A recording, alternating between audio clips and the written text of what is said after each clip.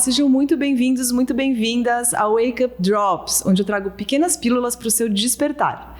E hoje eu trouxe uma convidada para falar daquele assunto que a gente ama, uma amiga pessoal e médica dermato, Carol. Carol, seja muito bem-vinda. Prazer de estar aqui participando do seu podcast, Manu. Obrigada pelo convite. E vamos lá, vamos para dicas dermatológicas, que a pele é o nosso cartão de visita, né? Exatamente. E aí, gente, dentro dessa temática enorme, porque se a gente deixar, a gente vai ficar aqui dias e dias falando de dicas de beleza, pele, etc. A gente trouxe um tema específico, que é o seguinte: a gente quer falar sobre como as emoções afetam a pele. Porque uma das coisas que eu trago aqui, dos conteúdos que eu trago, é que, na verdade, tudo é muito conectado e a gente perdeu essa conexão ao longo do tempo e agora a gente está retomando, né? E as emoções, elas têm influência direta no nosso corpo. E a pele é um dos lugares onde a gente mais percebe isso. E a Carol vai mostrar exatamente como isso acontece, né, Carol? Isso. Primeiro, para começar, quando a gente é um embrião, quando a gente ainda está sendo formado, né, na barriga da nossa mãe, várias células, a mesma camada que forma a nossa pele é a mesma camada que forma o nosso sistema nervoso central. Então, por isso tem muita relação das nossas emoções, do nosso estado emocional com a qualidade da nossa pele. Nossa, eu não sabia disso. Muito. Por isso que também essas coisas, quando a gente fica estressado, começa a surgir um monte de bereba e essas coisas todas. Eu não sabia que era do mesmo tecido, faz muito sentido. E Carol, deixa eu te perguntar. Assim, existem muitas coisas que aparecem, né? As tais que a gente chama tudo de bereba, né? As erupções, etc. Quais dessas doenças você percebe que tem mais conexão com o emocional? Assim, estressou, apareceu. Olha, o que eu atendo mais no meu consultório é a acne da mulher adulta principalmente, por dois motivos. Na verdade, a acne, ela tem uma relação hormonal muito envolvida com o nosso cortisol, que é o hormônio do estresse. Então, aumenta o cortisol e aí ele se liga nos receptores de testosterona da nossa pele e aí vai produzir acne, oleosidade, poros, cravos. E também quando a mulher está mais estressada, está no período pré-menstrual, ela come mais errado. Isso altera a flora bacteriana intestinal e isso repercute também na pele. Então, também o que a gente come, dependendo do nosso emocional, vai repercutir também na pele. Nossa, não sabe, descobertas, né? Porque a gente sempre pensa, né, em coisas como queda de cabelo, etc. E eu não tinha essa ligação na minha cabeça, que a acne, na verdade, ela tem um fator de estresse envolvido. Tem muito. A gente acha que é só, assim, o hormônio ou tendência, mas não, ela surge mais quando a gente está estressado. Mais estressado. Ai, não sabia.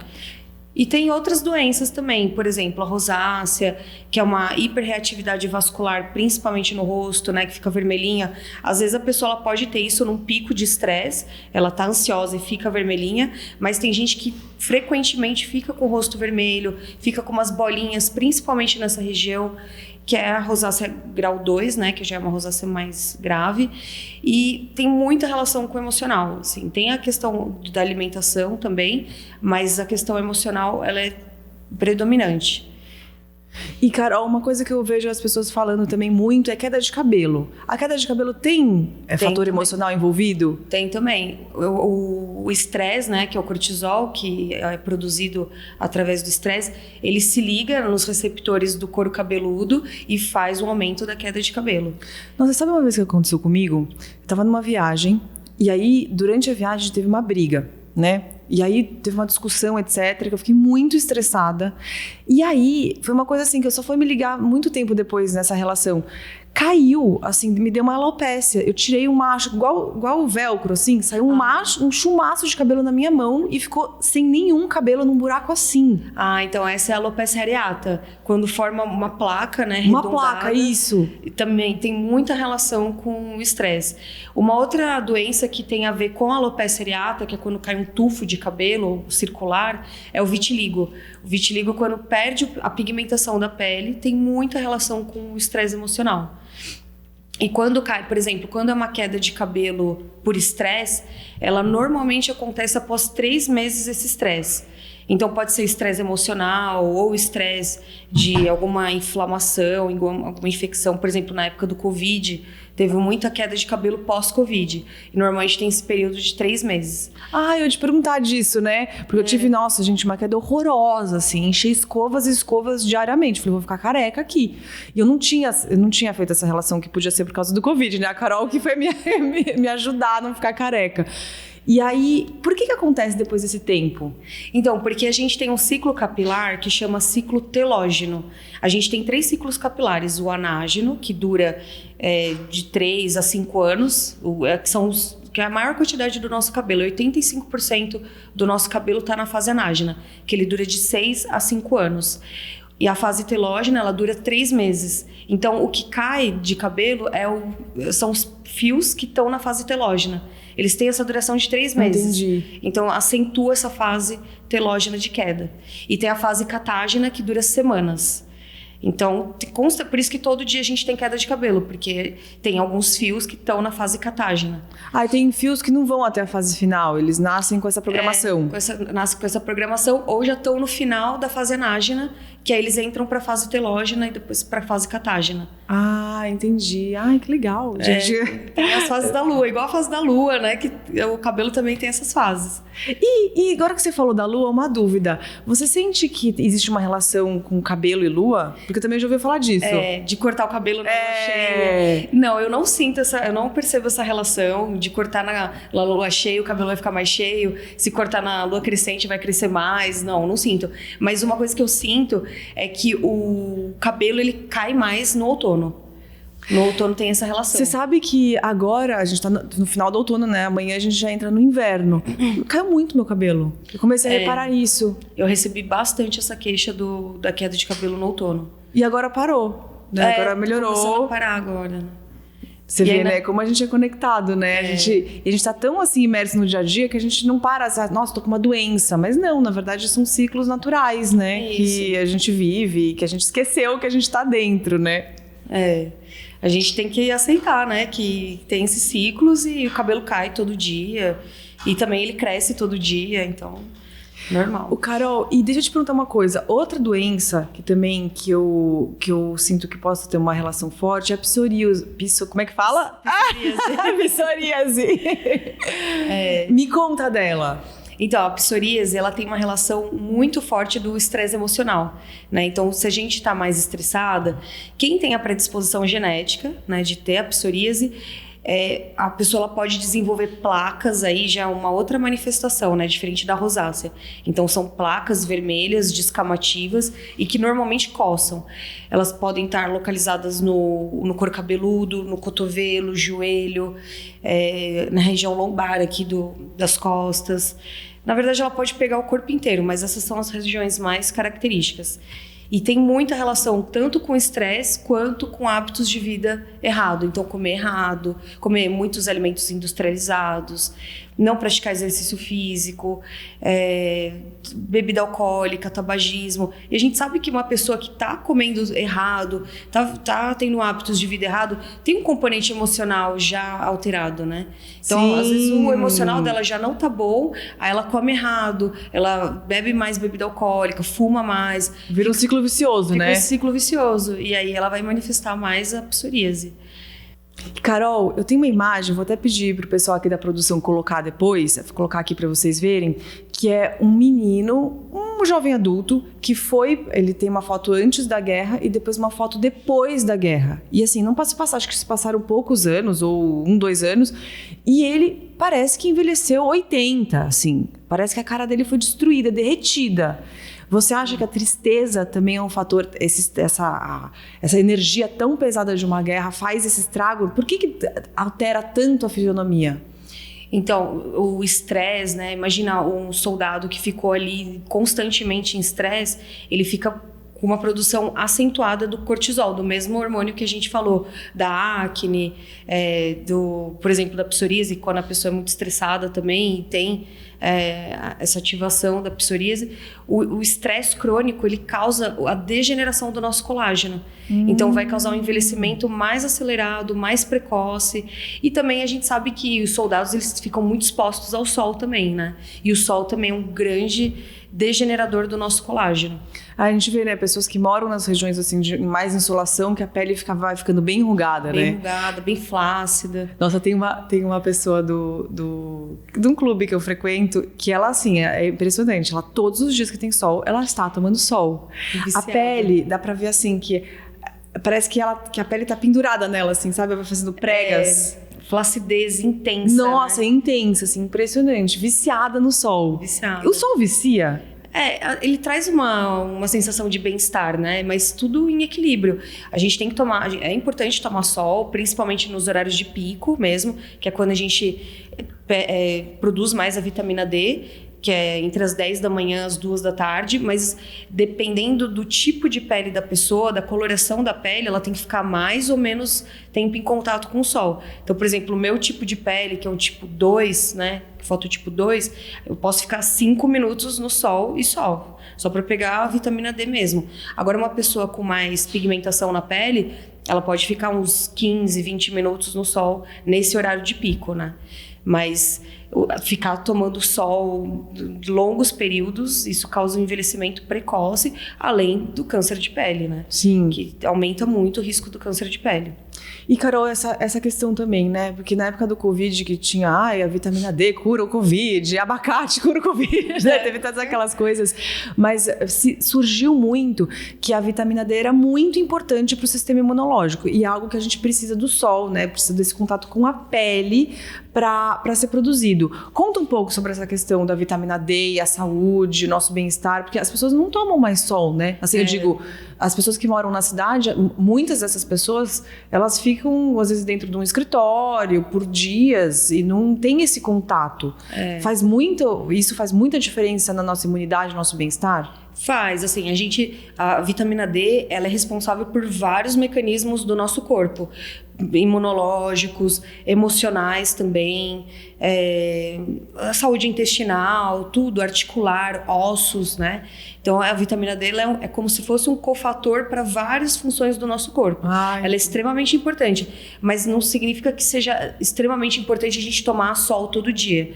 O sol pode ser tomado, igual eu falei, pequenas quantidades, né? Nesses horários de pico, mas se a pessoa não tiver a oportunidade de tomar sol, ela pode repor a vitamina D e tranquilo. Mas é sempre bom checar, fazer exames para saber como que a vitamina D tá, que nível que ela tá, e se precisar repor, o ideal é que ela esteja acima de 30, 40. Eu ia te perguntar isso, porque tem uma outra amiga minha também, médica, que falou que atendeu muitas pessoas falando assim, chegando com algumas medicinas alternativas, e a pessoa assim, tomando um nível tão alto de vitamina D, que tava assim, no níveis assim, 1000, alguma coisa absurda, assim, sabe? Aí já tem o outro polo, que é super, deletério ter uma vitamina D tão alta, porque pode sobrecarregar o rim.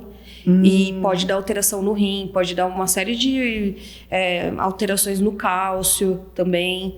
Então, não é recomendado tomar doses extremamente altas de vitamina D. Tem que ver o quanto que a sua vitamina D, o quanto precisa repor no seu caso. E só para manter uma vitamina D acima de 30, 40, tá bom já. A diferença entre veneno e remédio é a quantidade, né? Quantidade, a dose, sempre. Porque as pessoas ficam, às vezes, enlouquecidas com receitas de internet. A gente tem que tomar um pouco de cuidado com isso. Vi na internet. Aí a internet virou o grande médico de todo mundo, né? E qualquer coisa que você vê lá é uma coisa que vai funcionar, tô seguindo, sem saber exatamente se tem comprovação, se tem estudo, se foi verificado, né? Porque, nossa, eu ouvi coisas absurdas na época do Covid, assim. Desde comidas até isso, assim, tome vitamina D 5 vezes por dia que você não vai ter Covid, né? Coisas como se fosse a salvação, né, do Covid. Não teve comprovação científica nenhuma em relação a isso. O que também a gente não pode descartar que ela é super, como você disse, super importante para nossa imunidade, né? Então... Tem que ter vitamina D, um nível bom de vitamina D, mas não precisa estar em níveis altíssimos, porque senão causa mais mal do que bem, né? E, Carol, como que você orienta seus pacientes, assim, na questão como o estresse ele é realmente um fator que causa diversos problemas, né, dermatológicos, entre outros, né, que a gente sabe. Como que você orienta seus pacientes para eles lidarem com isso? E o que você encontra, assim, também? Que tipos de níveis de estresse, as reclamações mais frequentes? Como que as pessoas lidam com isso? Muitas vezes, como eu trabalho no ramo da estética, né, muitas vezes eu percebo que, às vezes, a pessoa ela quer fazer um procedimento estético para tratar uma cura emocional dela, assim, para tratar uma falta, né, na verdade, emocional dela. Então, eu sempre tento entender, né, eu falo assim, mas você realmente quer fazer esse preenchimento? Ou você realmente quer fazer esse botox ou laser para você, que você acha que você está precisando, ou porque tem alguma outra coisa acontecendo por trás, né? Tem alguma outra coisa na família, no relacionamento, no trabalho acontecendo, e isso é uma fuga, né? Então eu tento ver exatamente isso. E, por exemplo, se a gente faz procedimento numa pessoa que não está bem emocionalmente, a gente pode fazer qualquer procedimento que ela nunca vai ficar bem. Porque ela tá usando isso como uma fuga. O problema mesmo raiz, ela não está tratando de fato. Então, eu sempre tento, assim, ter uma anamnese, né, bem profunda mesmo, entender quais são os reais motivos daquela pessoa estar fazendo. Se ela tiver com um equilíbrio emocional, assim, aí ela fica, tem o efeito ao contrário, né? Ela se sente ainda melhor, ela se sente com autoestima, né? Fica mais autoconfiante, autoestima maior, né? Agora, se ela não tá bem para fazer procedimento, eu não indico. Eu contraindico que seja feito nesses casos. Ai, que bom que você tem essa consciência, né? Porque, nossa, você tem médicos que você chega lá pra ver espinha e que ele quer te injetar a cara inteira, né? Te deixar igual aquelas pessoas que a gente vê super preenchidas, que a gente fala que tá até tendo uma padronização da harmonização facial, né? A gente tem que... eu também atendo muito isso no consultório, principalmente das pessoas mais jovens. Por exemplo, elas vêm querendo ter a boca da fulana de tal. Eu quero ter a mandíbula da fulana de tal. Não, a gente tem que respeitar as nossas proporções faciais, a gente tem que respeitar a nossa naturalidade e buscar uma melhoria, mas não uma mudança drástica. Que é isso que está acontecendo muito com os preenchimentos, né? A pessoa está tendo um outro rosto que não é dela, que não é da natureza dela. E às vezes por isso, por ficar olhando o TikTok, o Instagram ou essas redes sociais e buscando uma perfeição ou uma coisa que não é dela, né? E nunca vai ser. E se ela buscar isso, vai ficar muito artificial, né? Então, também tem que ter esse cuidado. Você quer melhorar, volumizar o lábio para ele ficar mais jovem, mais bonito, ou você quer que pareça uma outra pessoa? Isso não é legal, né? Isso a gente tem que ter bastante ponderação antes de fazer esse tipo de procedimento. Não, e eu acho que no fundo gera frustração, porque não vai ficar igual, porque você não é a pessoa, você não nasceu daquele jeito, né? E essa questão da aceitação, né? De você conseguir olhar pra você e ter nossa, tudo bem, às vezes, meu nariz, vou dar uma ajeitadinha aqui, sem querer construir uma coisa que nem te pertence, que não veio com você, né? Exatamente, que foi o que aconteceu com o Michael Jackson, né? Ele tinha um dismorfismo corporal, que é uma doença psiquiátrica. Então, sempre que ele se olhava no espelho, ele se achava feio, ele se achava, talvez, inferiorizado de alguma forma. Então, ele sempre quis parecer mais branco, com os traços mais caucasianos, né? Então ele tinha vitiligo já, né, que é uma doença que a gente comentou que que tem um fundo emocional e genético, né? Então ele acelerou o vitiligo dele para ele ficar totalmente branco. Então eu queria até, nossa, que bom que você trouxe esse exemplo. Sempre foi uma curiosidade para mim, como que ele conseguiu fazer isso? Porque foi o único ser humano que deu conta de mudar de cor. É impressionante, né? É uma loucura. Assim, na verdade, tem um tipo de vitiligo que chama vitiligo universal, que é um vitiligo que acomete quase que o corpo, mais de 50% do corpo. Então, a pessoa, quando ela chega num ponto do tratamento e ela percebe que ela não está repigmentando a pele, ela pode decidir tentar ficar repigmentando ou ficar com as manchas, né, as manchas que já estão, e parar o tratamento, ou acelerar a despigmentação dela. Então, Michael Jackson optou por isso. Isso não é tão incomum. Eu não sabia que disso. Ele foi o grande, né, acho que ele que começou isso, na verdade. Antigamente não era falado tanto, né, mas hoje em dia é realizado quando é o vitiligo universal. E aí a pessoa passa um ácido, que é o fenol, que tá super na moda aí também nas redes sociais, que tá sendo feito muito peeling de fenol. Então ele passa o fenol nas manchas escuras para clarear essas manchas. Então, além da agressão do ácido, o próprio ácido ele é um despigmentante. Então ele acelera esse processo para parecer uma pessoa branca, né? Mudar de cor mesmo, mudar até de etnia. E como ele era negro, né? Assim, às vezes a pessoa não é a pessoa é branca, mas tem o vitiligo, né? Então, no caso dele, ficou muito evidente, né? E não só isso, né? Ele fez muitas cirurgias plásticas no rosto, mudou o nariz, mudou o formato do rosto, tudo, né? Mudou tudo. Mudou tudo. E você vê que o fim dele foi extremamente triste. Ele tinha um problema psiquiátrico, né? De dismorfismo corporal. Ele queria estar sempre mudando. E no final da vida, ele morreu por um excesso de Propofol, que é um anestésico super forte que a gente usa para sedação em ambiente hospitalar, por realmente ele talvez não ter controle das emoções dele, né? Ele queria estar sempre sedado, ele queria estar sempre anestesiando essas emoções dele, né? Talvez ele não enfrentou as sombras dele, né? As dores e tudo mais, né? Ele teve um pai super carrasco, né? Abusivo. Eu lembro que foi muito difícil. E aí uma das coisas que ele saiu umas das entrevistas, assim, que quando ele saiu da infância, quando ele era um menininho todo fofinho, tinha toda a atenção, porque ele era o mais novo, né, dos Jackson's 5. E ele cresceu e ele não tinha mais atenção, ele não soube lidar com isso, assim. Esse foi um dos grandes lances, assim, das dores emocionais, que depois ele virou um adolescente com espinha, etc. E ele não era mais o menininho fofinho. E aquilo emocionalmente acabou com ele. Aí foi... Nessa entrevista falava que foi o start desse processo de querer ter uma outra aparência, de ser uma outra coisa, porque como ele se via não gerava mais o resultado que ele tinha quando ele era criança, né? Ele queria se desvincular disso e fazer um novo personagem, né? E por isso que ele também foi pra carreira solo também, pra ele se soltar daquele passado dele, né? Talvez. Sim. E, Carol, agora que a gente está no dismorfismo... como que eu chamo? Dismorfismo corporal. Corporal, isso. Eu vi alguns casos até também. Eu lembro uma vez na Oprah, um menino super bonito que ele não tinha coragem de sair na rua. Super bonito, super bonito. Ele não ia na rua porque ele se achava feio. Né? Uma coisa louca, assim.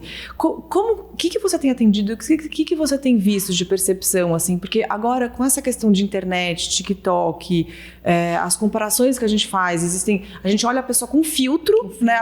Nem a própria pessoa não é daquele jeito e a gente fica se cobrando uma aparência que é impossível, porque ela só existe, na verdade, no mundo virtual. O que você tem percebido, assim, no consultório, dessa busca por algo que, na verdade, nem existe de fato?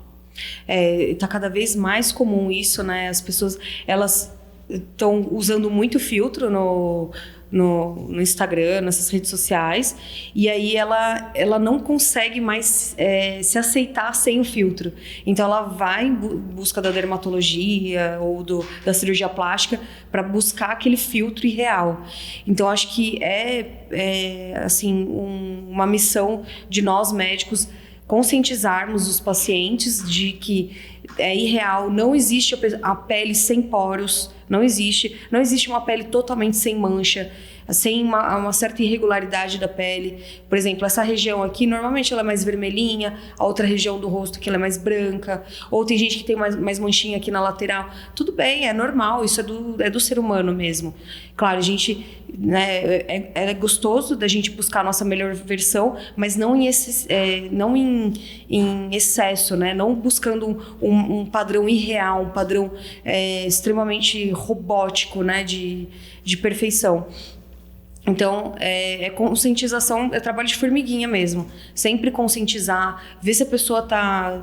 né, normalmente, quando eu atendo, o paciente ele fala todas as queixas dele. E eu vejo se as queixas são muito irreais, são muito, assim, fora do padrão, né? Eu falo, olha, a gente pode suavizar os poros, mas eles vão sempre existir, eles vão sempre ficar aí na pele, não tem como apagar igual uma borracha. As manchas, por exemplo, melasma, que é uma desordem pigmentar crônica, a gente sabe que não tem cura, a gente consegue clarear, mas a gente não consegue ter a cura. Então a gente tem que orientar a realidade, né? E tirar essas expectativas irreais da cabeça do paciente. Então acho que é trabalho de formiguinha mesmo, é conscientizar E falar, olha como você é bonita, como você tem saúde, né? Isso que importa, né? A saúde em primeiro lugar, a qualidade da pele, né? Assim, se ela tá íntegra, se ela não tem nenhuma doença dermatológica. E o resto é só manter com protetor solar, com uso de algum skincare.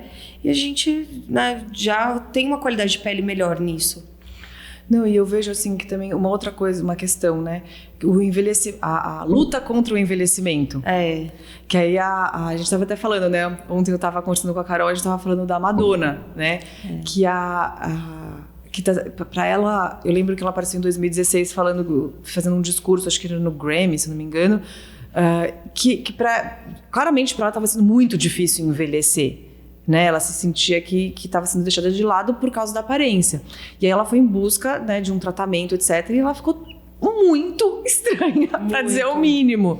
Né? E aí existe essa pressão muito grande em cima das mulheres de manter a beleza, de se ficar sempre jovem, né, a luta contra o tempo. E como você encara, como você vê isso? Né, essa questão de aceitar a idade e, ao mesmo tempo, esse equilíbrio entre ficar uma mulher mais velha, mais madura, bonita. Eu acho assim que, por exemplo, no caso da Madonna, ela nitidamente ela também tem um dimorfismo corporal, né? Igual o Michael Jackson, eles são da mesma geração, inclusive, né? Eu acredito que ela também esteja com um problema de dimorfismo corporal. Assim, ela tem quanto? 63, né? Que a gente viu. Ela tem 63 anos, mas ela tem o comportamento, a atitude de uma menina ou adolescente ou de 20 e poucos anos, né? Então, cabe um psiquiatra e um psicólogo dar, né, uma assistência para ela, olha, Madonna, você já teve todo o seu auge, é bonito envelhecer também, a gente tem que admirar também que a pessoa está envelhecendo, que bom que ela está envelhecendo, isso é sinal que ela tem saúde, que ela tem, né, que ela tá chegando nessa idade sem outras doenças internas, né? Então sim, é importante. É o ciclo, né? É o ciclo bom natural. completar o ciclo, né? Assim, uma coisa é a gente buscar uma melhor versão da gente, melhorar alguns sinais de ruga, de flacidez da pele, melhorar alguma volumização que a gente perdeu,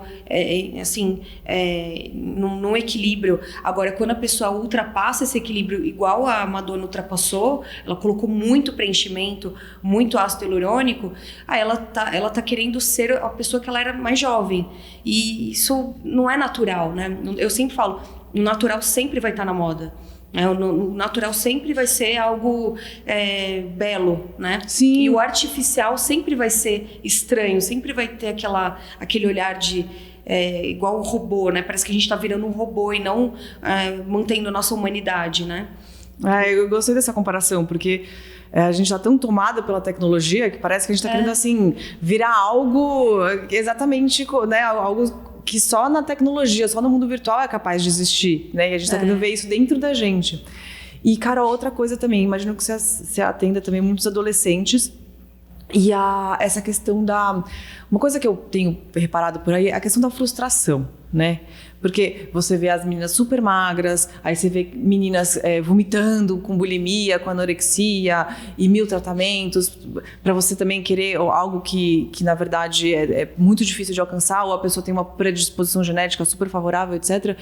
E o que eu sinto que está por trás é a dificuldade de lidar com algumas frustrações. Você cria algum objetivo e se você não alcança, se aquilo não é possível para você, ou se talvez aquele não seja o caminho para você alcançar, ou talvez naquele momento você não conseguiu e você precisa ter mais esforço para alcançar algumas coisas, não só na questão da estética, o nível de frustração parece que está muito baixo. Está muito baixo.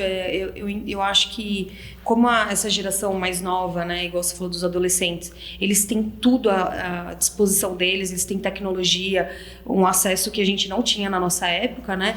Eu acho que eles não sabem lidar tanto com a frustração como a gente ou os nossos avós, nossos pais souberam lidar com as frustrações, né? Não tem, tudo bem. Mais pra frente eu tenho, eu adquiro, eu batalho pra ter, né?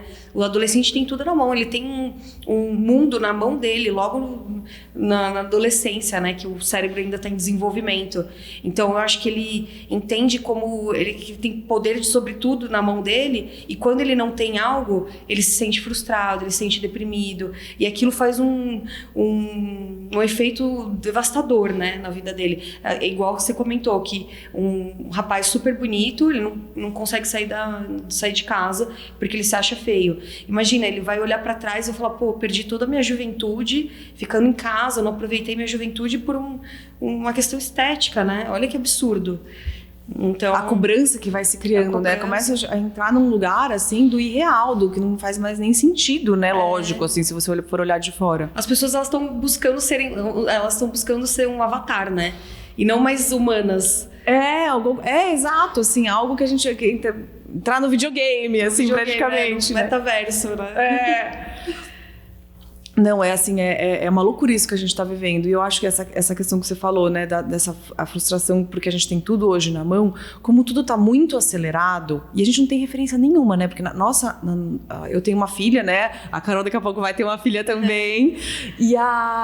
E uma das grandes dificuldades, assim, que eu vejo de educar é porque tudo que eu vivi não serve de referência pra nada. Porque o mundo é completamente diferente. Então, assim, a gente tá muito perdido, né? E acho que nessa coisa da gente nós somos pais que vivemos uma realidade, a nossos filhos é completamente diferente. Então, o mundo mudou, assim, numa velocidade nunca antes vista, assim, 100 vezes mais do que no último século. Então, a gente está tão perdido que às vezes a gente vai buscando muletas como ou na aparência ou na questão também financeira, né? Porque a gente também vê essas questões, pessoas ostentando, comprando um monte de coisa. E aí, às vezes, até quantos casos a gente já não viu de pessoas assim, usando de meios não honestos e éticos para conseguir essas coisas. Então, você vai passando por cima de valores para se agarrar em coisas porque você fica vendo o mundo de fora e porque isso não tem a gente esquece que, na verdade, essa segurança, a beleza, você se sentir bem com você mesmo, vem de dentro. Vem de dentro. Primeiro vem de dentro e depois a gente busca alguma melhoria fora. Mas sempre a pessoa tem que estar equilibrada emocionalmente, ela sempre tem que estar bem emocionalmente para daí procurar uma melhora de uma forma equilibrada, né? Eu acho sempre essa questão do equilíbrio, né? O equilíbrio é tudo. Mas realmente, a gente está vivendo... cada geração... Tá mudando constantemente, né? Assim, avançando muito as mudanças de uma geração para outra, a gente não consegue ter referências mais, né? Igual as nossas avós tinham referências das bisavós e fazia sentido, né? Era uma tradição, né? Agora não tem mais tradição. As pessoas estão perdendo a sua origem, né? E isso é um problema super grave, né? Porque a gente vai perdendo as nossas raízes e fica assim, tudo muito solto. E essa desconexão vai gerando todo esse, ao meu ver, assim, esse excesso, essa crise que a gente está vivendo, essa epidemia de depressão, de frustração, de ansiedade, é porque a gente perdeu a conexão com algo que realmente importa, né? Tanto com nós mesmos, como com algo maior, né? Exatamente. Então a gente está se sentindo muito sozinho. Importante retomar, né, essa conexão. Importante. E a natureza tem muito a ver com isso, né? A gente se conectar com a natureza e se conectar com o que é natural nosso, né? Não buscar um artificial nosso. Exato. E, Carol, você gostaria de deixar uma dica final? Que eu sei que as pessoas amam dicas aqui, né? Dicas é o que o pessoal mais quer receber. Que dica que você deixa para as pessoas em termos, assim, de cuidado com a beleza, mas cuidado interno também? Então, assim, o que eu sempre falo para os pacientes? A pele, ela é o espelho da alma. Então, por exemplo, percebeu que você está com alguma lesão de pele, uma vermelhidão, uma descamação. Por exemplo, uma coisa que a gente não citou também é a dermatite de contato e a urticária, que são duas alergias de pele que elas têm muita relação com o emocional. Então, por exemplo, a pessoa usa brinco, usa perfume, ou usa, essas coisas assim de tipo cinto ou algum outro material mais sintético. Esses metais assim também, né? Exatamente, esmalte, né? Aí a pessoa usa, ela sempre usou e aí nunca deu problema. Ela começa a ter problema, começa a ter alergia, vermelhidão, descamação. pode ter certeza que tem um fator emocional envolvido. E a urticária também, que é uma lesão mais... é uma lesão vermelha, edematosa, assim, ela é mais inchada, que causa muita coceira, também tem relação com o emocional. Então, percebeu algum sinal de vermelhidão, de escamação, coceira no corpo, procure um dermatologista, tenta avaliar se tem conexão com o emocional, se isso desencadeou a partir de um desequilíbrio emocional, e procure ajuda tanto com dermatologista quanto com terapia, psicólogos, psiquiatras, né? Que a pele está demonstrando algo interno que não está bem. Ah, maravilhoso, Carol. Isso é uma coisa assim que eu tenho visto que é isso que você falou, né? O trabalho de formiguinha, a gente precisa se conscientizar disso, tá tudo conectado. E as emoções, elas comandam o nosso corpo, né? E inclusive a pele. E isso que eu não sabia, né? Que a nossa pele é formada pelo tecido do sistema nervoso. Então, assim, ela é um super alerta pra gente se olhar, né? E ver se a gente tá bem ou não, né? E, Carol, deixa seus contatos, se alguém quiser tirar dúvidas com você, marcar uma consulta. Eu sei que você atende online também, para quem não estiver aqui em São Paulo, que a Carol tem consultório em São Paulo. Deixa seus contatos, que vocês podem, gente, ela é maravilhosa. Minha dermato, assim, há um tempão. Vocês não têm ideia dos problemas, e não só de estética, tá? Ela já resolveu problemas sérios aqui para mim. Então, o meu Instagram é @caroltonindermato, e lá vai ter meu telefone certinho, meu endereço do consultório, eu tenho em Pinheiros. E eu espero vocês lá. Vai ser um prazer atendê-los. Carol, super obrigada pelas dicas, super obrigada por essa aula maravilhosa que você deu. Foi um prazer imenso estar com você aqui. Senão a gente ficava aqui, gente, 3 horas. Esse é aquele podcast gigante, né? Mas... infelizmente, vamos encerrar. Deixa suas perguntas aqui embaixo, se você tiver algumas dúvidas sobre pele, coisas que você está passando, essa conexão com o emocional, com a aparência. A gente depois vai olhar aqui no YouTube, esse podcast também vai para o Spotify, e a gente vai amar tirar as dúvidas de vocês, tá bom? Obrigada, Manu. Obrigada pelo convite. Eu amei participar aqui do seu podcast. E a gente pode marcar outras vezes também para tirar mais dúvidas e falar de outros temas também, da dermatologia. Ai, com certeza, porque esse é um que as pessoas amam. Isso vai ser o maior sucesso, com certeza. Super obrigada, Carol. Obrigada, pessoal. Um super beijo e nos vemos no próximo episódio.